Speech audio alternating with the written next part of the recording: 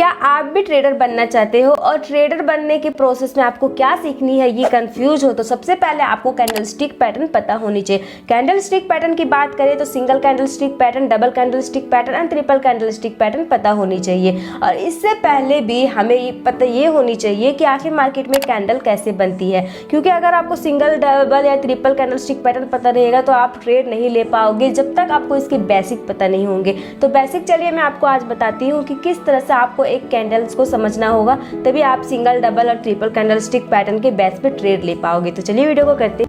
So guys, आज हम बात करने वाले हैं ग्रीन और रेड कैंडल के बारे में। तो ये जो ग्रीन कैंडल होता है, जब मार्केट ऊपर की ओर रहता है, शेयर का प्राइस ऊपर बढ़ रहा होता है तो फिर ग्रीन कैंडल का फॉर्म होता है मार्केट में। और जब मार्केट में शेयर का प्राइस गिर रही होती है तब मार्केट में एक रेड कैंडल फॉर्म होती है।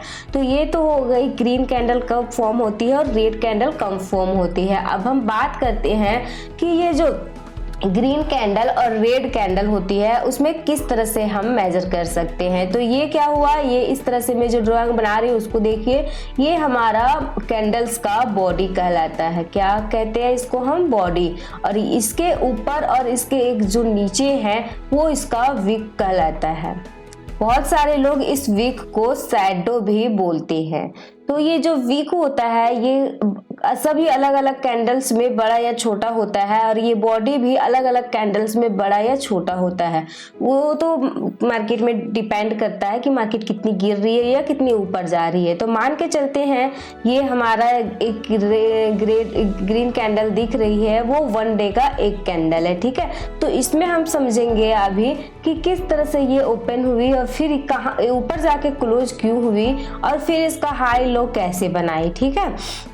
तो सिंपली मैं आप लोगों को बता देती हूँ कि ये जो ग्रीन कैंडल होती हैं वो हमेशा नीचे में ओपन होती है। हमेशा, चाहे कोई भी ग्रीन कैंडल मार्केट में बनी हो, वो हमेशा सारा के सारा ग्रीन कैंडल जो है वो नीचे में ओपन होती है।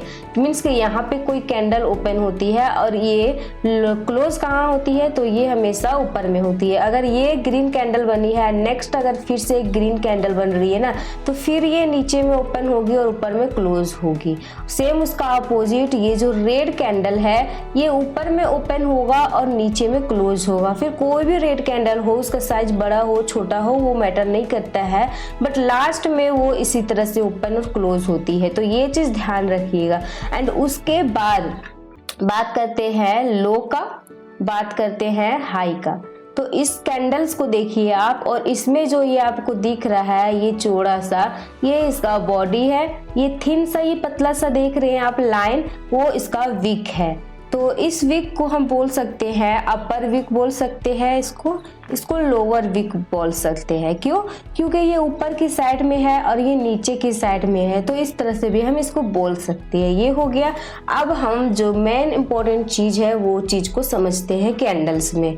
तो ये जो कैंडल्स होती है ना, ये जब मार्केट में 1 डे का कैंडल्स है, जब मार्केट स्टार्ट होती है, ओपन होती है, तो ये यहाँ पे ओपन होती है, इस जगह पे ओपन होती है। उसके बाद ये दिन भर में यहाँ से नीचे की साइड आती है, यहाँ तक ये आई, तो ये इसका लोवेस्ट पॉइंट हो गया, ये लो हो गया। बट यहाँ से मार्केट फिर से रिकवर करना स्टार्ट करता है और फिर यहाँ से धीरे धीरे स्लोली यहाँ तक चला जाता है। तो ये हो गया हमारा हाईएस्ट पॉइंट। तो ये हमारा हाई हो गया, ये वीक हो, ये हाई और ये लो बन गया हमारा। अब मार्केट यहाँ जाके क्लोज नहीं होती है बल्कि थोड़ा सा नीचे आती है और यहाँ आके क्लोज हो जाती है। तो ये क्लोज हो गया, ये ओपन हो गया, ये हाई हो गया, ये लो हो गया। अब समझ आई बात आपको कि मार्केट ओपन तो यहाँ पे हुई लेकिन ये नीचे आई, मतलब ये मार्केट में गिरना चाहती थी बट इसमें सेलर स्ट्रांग थे, तो ये सेलर मार्केट को रिकवर करके ऊपर की ओर ले गई और बहुत ज्यादा ऊपर की ओर ले गई। तो वहां तक मार्केट नहीं, थोड़ा सा इसमें सेलर्स पे आ गए तो फिर थोड़ा सा मार्केट नीचे गिरी और यहाँ जाके क्लोज हो गई। तो ये हमारा बुलिश कैंडल मार्केट में फॉर्म हो गई। तो ये जो ग्रीन कैंडल बनी है इसको हम बुलिश कैंडल बोलते हैं। मैं आपको बताती हूँ कि ये जो बेयरिश कैंडल है वो यहाँ पे ओपन हुई है, इट मीन्स कि 100 पे ओपन हुई है और फिर ये ओपन होते के साथ ऊपर की ओर जाना स्टार्ट कर दी और लगभग ये 150 तक चली गई। 150 तक ये चली गई, 150 तक ये मार्केट पहुंच गई, बट वहां से ये अपना हाई छोड़ दी। इट मीन्स कि वहां से फिर वो मुड़ना स्टार्ट हुई, मतलब गिरना स्टार्ट हुई। तो यहाँ से धीरे धीरे धीरे गिरते गिरते गिरते गिरते